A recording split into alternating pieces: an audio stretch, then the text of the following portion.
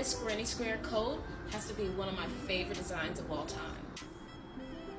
So I came across this plain coat and I knew immediately the inspiration hit. I had to add some crochet to it. So Red Heart yarn has this granny square yarn and it has these beautiful colors, and I knew that it was the best one to choose. So I did a total of 26 granny squares, and I actually added in a few more rows to each one so that they would fit the coat approximately.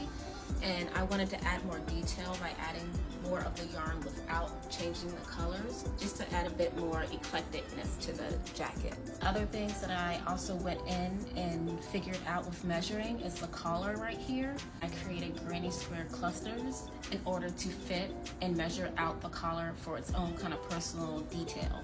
I really wanted a project that challenged me and that also involved granny squares, and this was definitely one of those projects that I'm so happy that I pushed through and I made it, and I'm just so excited to wear it and to make another one actually. This is definitely a project that I would love to try again, so watch out for that.